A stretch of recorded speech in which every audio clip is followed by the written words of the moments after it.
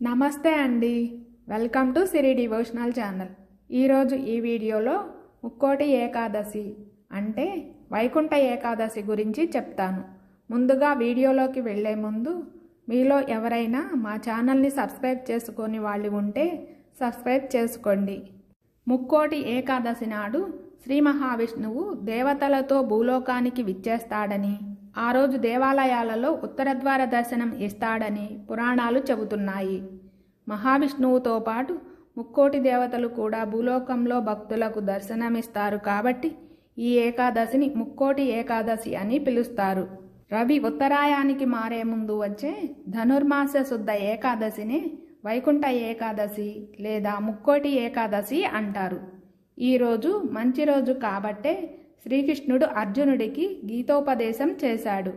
అర్జునుడి రథసారథిగా అర్జునుడి రథముపై కూర్చుని గీతామృతాన్ని ఉపదేశించాడు కాబట్టి ఈ ఏకాదశికి భగవద్గీత ఏకాదశి అని పేరు వచ్చింది. అలాగే ముక్కోటి ఏకాదశి నాడే ఆలాహలం, అమృతం రెండూ పుట్టాయి. ఈ రోజునే శివుడు ఆలాహలం మింగాడు. ఈ వైకుంఠ ఏకాదశినే పుత్రదా ఏకాదశి అని పిలుస్తారు. ఇందుకు ఒక కథ ఉంది. పూర్వం మహారాజు సుకేతుడు భద్రావతి అనే రాజ్యాన్ని పరిపాలించేవాడు.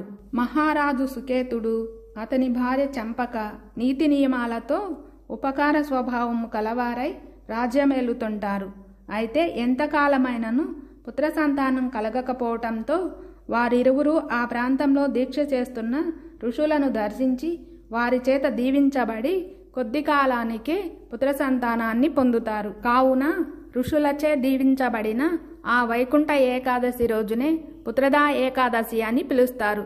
ఉత్తరద్వారంలో ఈ రోజున శ్రీమన్నారాయణుని దర్శించుకోవాలని భక్తులు ఎంతో ఆరాటపడుతుంటారు. ఏడాదికి వచ్చే 24 ఏకాదశులలో ప్రతిదీ పవిత్రమైనదే. కానీ వీటిలో వైకుంఠ ఏకాదశి మాత్రం లేదు. ఎందుకు అంటే మిగతా ఏకాదశులు చంద్రమానం ప్రకారం గణిస్తే వాటికి భిన్నంగా సౌరమానం ప్రకారం ఈ ముక్కోటి ఏకాదశిని గణిస్తారు. హిందువులు ఎంతో పవిత్రంగా భావించే ముక్కోటి ఏకాదశి రోజు వైకుంఠ ద్వారాలు తెరిచి ఉంటాయని, దక్షిణాయనంలో మరణించిన పుణ్యాత్ములంతా వైకుంఠ ద్వారాలు తెరుచుకోవటంతో స్వర్గంలోనికి ఎటువంటి అవాంతరాలు లేకుండా ప్రవేశిస్తారని భావిస్తారు. అందుకే ఈ రోజును దక్షిణ పదాన స్వర్గద్వారం అని పిలుస్తారు. 3 కోట్ల మంది దేవతలకు సంబంధమున్న రోజు కాబట్టి ఈరోజు దైవ దర్శనం చేసుకుంటే 3 కోట్ల ఏకాదశులతో సమానమైన ఫలితం లభిస్తుందని చెబుతారు. ముక్కోటి ఏకాదశికి సంబంధించి అనేక కథలు ప్రచారంలో ఉన్నాయి. అందులో ఒకటి ఇప్పుడు మనం చెప్పుకుందాం. పూర్వం మురా అనే రాక్షసుడు స్వయంగా శ్రీ మహావిష్ణువు నుంచి రూపాన్ని సంతరించుకుని దేవతామూర్తులను అనేక క్షోభలకు గురి చేస్తూ ఉంటాడు. ఇక అతని దురాగతాలను భరించలేని దేవతల సమూహం అందరూ ఎవరైతే ఈ మురా అనే రాక్షసుడికి రూపాన్ని ప్రసాదించాడో స్వయంగా ఆ శ్రీ మహావిష్ణువు వద్దకు వెళ్ళి, స్వామి, మేము ఆ మురిని యొక్క బాధలు భరించలేకపోతున్నాము. అలాగని నువ్వు ప్రసాదించిన రూపాన్ని సంతరించుకున్నవాడు కావటంతో అతనిని మేము ఏమీ చెయ్యలేకపోతున్నాము అని తమ బాధను విష్ణువుతో చెప్పుకుంటారు. ఇక దేవతామూర్తులు పడుతున్న బాధను తెలుసుకున్న విష్ణు భగవానుడు ఇక లాభం లేదు, ఎలాగైనా మురుడిని సంహరించాలి అనుకుంటాడు.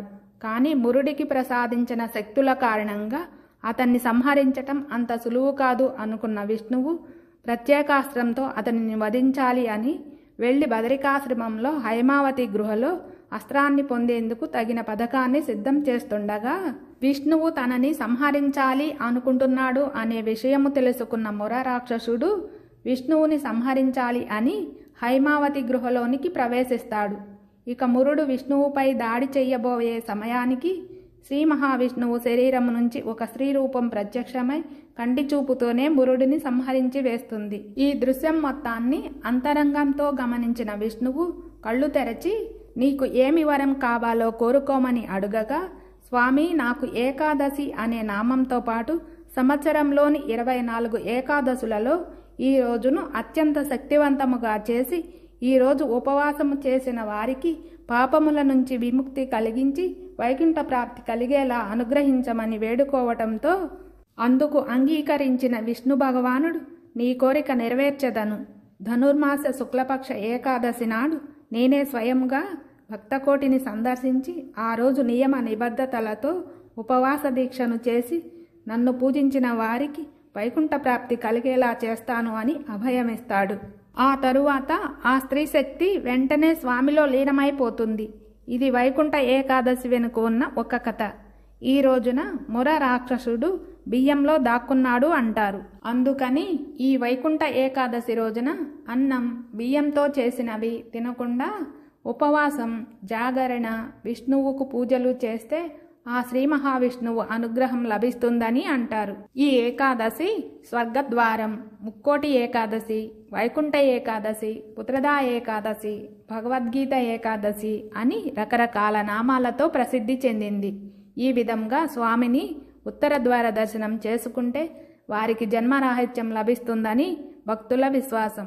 తమిళనాడులోని శ్రీరంగ దేవాలయంలోనూ, కలియుగ వైకుంఠంగా ప్రసిద్ధిగాంచిన తిరుమల శ్రీ వెంకటేశ్వరుని ఆలయంలోనూ, భద్రాచలంలోని భద్రాద్రి రామాలయంలోనూ, ఇతర విశిష్ట ఆలయాల్లో ఈ ఏకాదశిని అత్యంత భక్తి శ్రద్ధలతో నిర్వహిస్తారు. అదే విధముగా ఈ వైకుంఠ ఏకాదశికి సంబంధించి మరొక కథ విస్తృత ప్రచారంలో ఉంది. భగవంతుడు ఈ జగత్తును సృజించడానికి ఒక పద్మాన్ని తన నాభి నుంచి తెచ్చి అందులో చతుర్ముఖుడు అయిన బ్రహ్మదేవుని ఉంచి వేదాలు చెప్పి సృష్టి చెయ్యమని భగవానుడు ఆదేశిస్తాడు. ఆ ఆదేశాలను తప్పకుండా పాటించే బ్రహ్మదేవుడు ఒకానొక దశలో పరాకుగా ఉంటాడు. సరిగ్గా ఇదే సమయంలో బ్రహ్మదేవుని చెవుల నుంచి మధుకైటబులు అనే 2 రాక్షసులు ఆవిర్భవిస్తారు. బ్రహ్మదేవుడు పరాకుగా ఉండటము గమనించిన ఆ 2 రాక్షసులు బ్రహ్మచేతిలో ఉన్న వేదాలను తస్కరించి పరారవుతారు. ఆ విషయం గమనించిన బ్రహ్మదేవుడు ఏమి చెయ్యాలో తెలియక శ్రీ మహావిష్ణువుని ప్రార్థిస్తాడు. విష్ణువు ఆ రక్కసులిద్దరినీ వెంబడించి ఒకచోట అడ్డగించి వేదాలు తనకిస్తే వారికో వరం ప్రసాదిస్తానంటాడు. అందుకు ఆ రాక్షసులిద్దరూ నవ్వి, నువ్వా మాకు వరాలిచ్చేది? నీకేం కావాలో కోరుకో, మేమే ప్రసాదిస్తాము అని బలగర్వంతో అంటారు. అందుకు వారితో యుద్ధాన్ని కోరుకుంటాడు శ్రీ మహావిష్ణువు.